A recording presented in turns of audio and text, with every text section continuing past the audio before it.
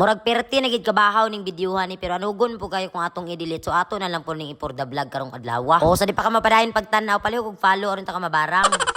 Ato ani ipadayon ato ang part 4 sa ato ang kapa-kapa nga vlog sa DJ Farm and Resort kay patsada man pod ning mga video. Medyo mabitin man pod mo dani og di nato ni tiwason kay part 4 gani nya part 3 ra to taman mo magapiki. So mauto basta wala gata sa tong balay medyo digi kay tada na makatarong og tulog bisan pa og bugnaw kayo ang palibot maong mangukab na lang tada nitong mga silingan. Medyo nawala gid lang pagka-aesthetic dani kay kung sa to ilang suot sa ilang pagsuka-suka murang pod ilang gikatulog. Pero masabtan naman na nato kay gikan beta nagudyaka o sama danin niya o nakapulo pa nga natulog. Naapay isa bisag daghan kay lamok perting tugnawa nagtiko ko wagid siya pakialam. Pero nakadungog siguro siya nga gilibak na mo siya manang nibako di ahang soldo nagbanda-banda. Kay perti man lagi kayo kabugnaw sa palibot man ang ato nang isuot atong aesthetic nga jacket diha og mulantaw na punta daning view kay murag di gid siya makapura. Gawa sa bugnaw kay palibot sada kayo ang view wala po among kontra diri kay wag yung mga kasikas kami ray alingog. Bisan siguro imong utot dani nga naka-silencer amo gyapong madungog tungod sa kahilom.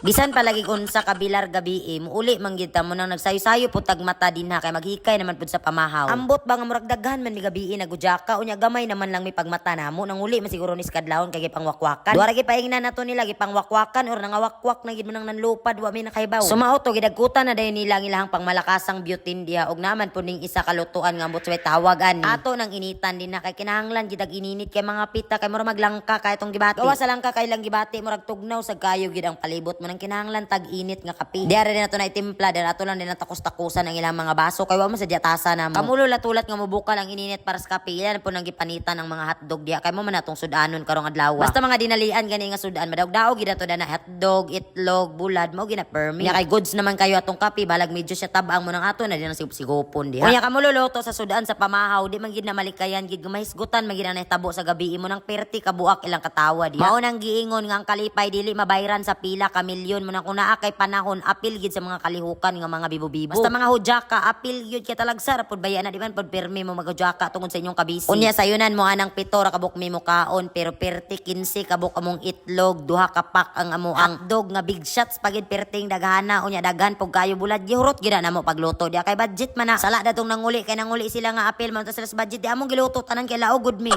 Murag din taon mig nagbalay-balay diri sila akong mama og papa og ako ilang anak nga sige pangayos kape. Abot ang pila ka tuig nakaluto ra gid mi mo nang ready na mo ang pamahaw diha. Pero bisag unsa kalami sa pamahaw murag wa gid mi gana mga untanan kay perti kabilar. Unsay way gana nga perti mangani nimong dapal unya napakay payango-yango kamulog kaon kabaga bagi sa lips ang bayana. O pagpaspas lang mo yawit diha. Matingala naman lang gid mo karon ba kay nahurot na ang mga sudan. Unya kay murag hayag na magigayo ang kalibutan manang panghipuson tanan ni atong tent kay basin pabayro nang pudinoon tanan ning pag-usap. Pero murag wala pa kay mi nakabayad sa mo ang tent ug sa mo ang entrance murag nakapangawat na pudinoon sila butong. Naliputan na sa sigurong tagiya dani sa DJ Farm and Resort kay asa ba kani sila nakakuha dani. Unya kinsa ra man sad para mo balibad aning tubig sa butong nga pirti maning labian mo nang ato ginang imnon diha. Itaod na din nato natong antiuhos kay ready naman ta mo uli. Lami pa magidon ta kayo mo tambay. Pero basig pag uli nato sa atong mga tagsa-tagsa kabalay ba na namong mga gamit sa mga gawas kay gipalayas nami. Makita unya atong mga panty dadto nga buslot so lain isag kaayo mo nang mulakaw na lang gid. Lakaw dala sa mga saad nga mobalik mi daning lugar og dugangan pagid namo among mga hudyaka. So mauto ni uli mi nga wa kabayad.